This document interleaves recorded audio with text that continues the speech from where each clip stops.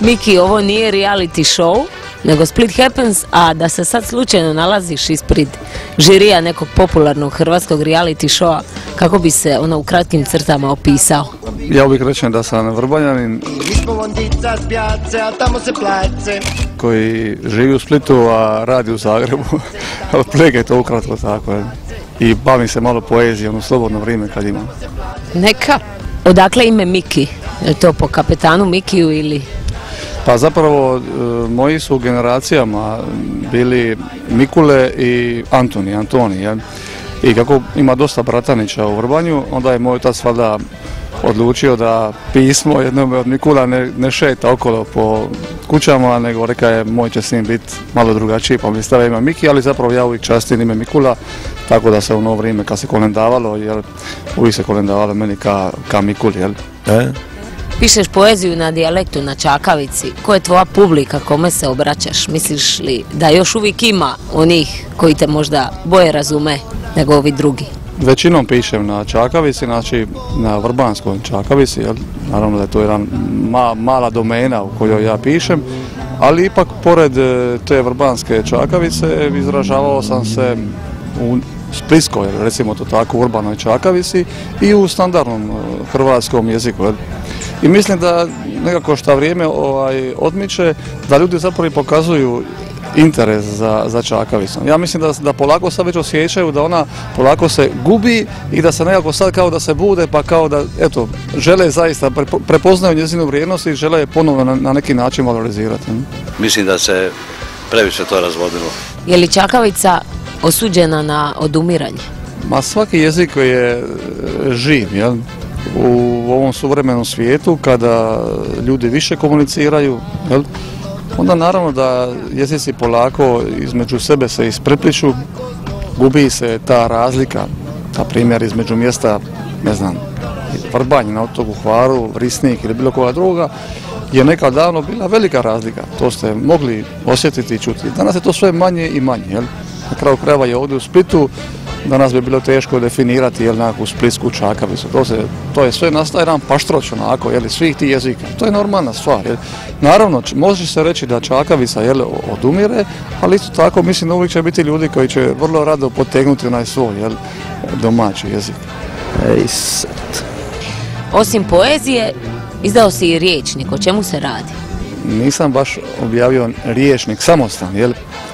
Ali u svakoj svojoj zbirci nastojim one manje poznate riječi, jel, izdvojiti i objasniti ljudima što znaju. Jel.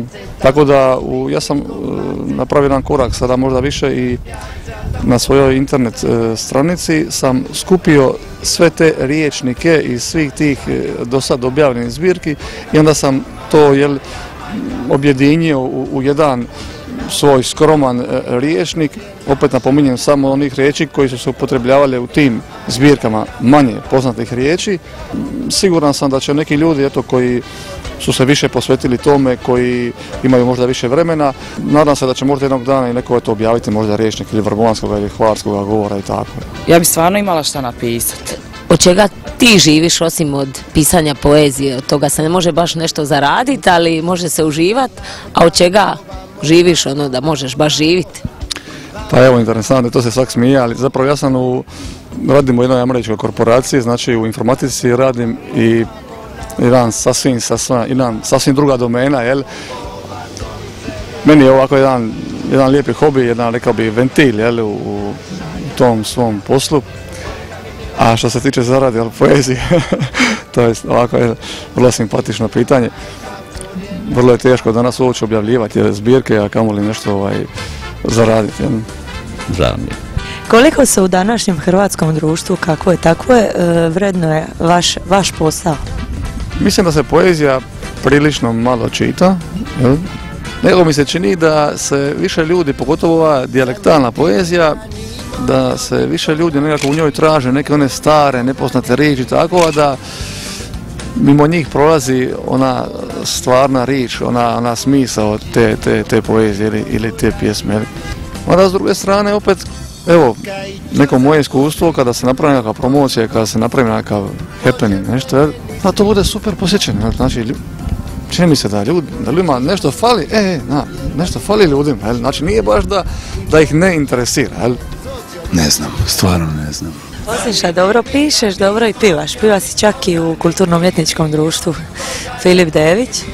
Pa to je bilo kratko, imao sam ja tako nekih izleta, jel, i surađivao sam tako sa onim klapicama, mada mi je glas bio uvijek nekako tanak i puka bi mi lako, tako da nisam baš ja nikad ostvarivao neku karijeru u tom kontekstu, ali stvarno volim pivati i evo i dan danas kad se trefi neka prilika u društvu, volim zapivati i volim se družiti s tim ljudima koji su u tom miljeu a to je valjda nekako u nama, pa šta znam, ide to valjda jedno s drugim, jel? Jebi ga, moraš malo zapjevati. Šta je Ruzari za Hrvatski križni put? Ruzari za Hrvatski križni put, jedna mala knjižica, zapravo je to jedna kombinacija Ruzarija i križnog puta. O tome se naime nije ništa znalo, jel? 45 godina, a mislim nažalost da se i danas vrlo malo zna, jel? Jer sam ja upoznao sam dosta tih istinitih priča, ljudi koji su na direktan ili indirektan način bili sudionici tih nesretnih događaja i to me nekako strašno uznemirilo kada sam zapravo spoznao taj sraz između one istine, onoga što se dogodilo i između ove naše današnje stvarnosti i percepcije te istine. Jel? Meni je osobno ta zbirčica vrlo draga. Okay. Pisao si i za djecu, priča o poštaru Gricku, čak i ja imam u svojoj kolekciji. A to je vrlo interesantna priča, da. Naime, imam 2 djece i kad je mala Jana bila mala, jel, onda je uvijek tražila nekakvu uspavanku prije spavanja i tako. Ja se izmišljao svakakve priče i eto, među ostalim je bila i ta priča o poštaru Gricku. I onda sam ja tu priču jednog dana odnio u vrtić, jel, teti, i rekao sam, evo čujte, bude li problema sa spavanjem, pa pokušajte i... I meni tada jednog dana kaže, znate šta ona priča, on je super, jel? Cijeli vrtić, jel, cijeli odjel, taj sluša i zaspiju uz tu priču, jel? I ispalo je baš ako simpatično, ja se nadam da će to djeci biti drago i da će to, eto, da će možda iduće generacije djece spavati i zaspati uz to. Jana će svoj naraštajima čitati priče. Osim što pišeš poeziju, izdaješ i glazbene CD-ove. Čemu je riječ? Kao što smo malo prije rekli, kao što čakavica polako odumire, tako su polako odumirali i ti stari crkveni napjevi. Jel? I onda sam ja došao na ideju, jel, da se napravi jedna zbirka, da se ti glazbeni napjevi sačuvaju, jel, i sa svojim dragim pučkim pjevačima iz Vrbanja, koji su stvarno super ljudi i odlični pjevači. Snimio sam ukupno 4 CD-a i evo mogu spomenuti da je taj CD Kralju u kojemu sve živi, da je on bio nominiran 2008. za Porina u kategoriji najbolji album duhovne glazbe. To je najljepše na svijetu. I Miki, evo za kraj, reci nam, sprema li se šta novo ili kakav novi projekt u planu? Upravo sam u tiskari prijevodi talijanski i engleski moje knjige Konoba. Eto, tu gajim nekakve ambicije da se ta knjiga, koja se meni inače strašno sviđa, da se prevede, makar na ove jezike ovog mediteranskog bazena.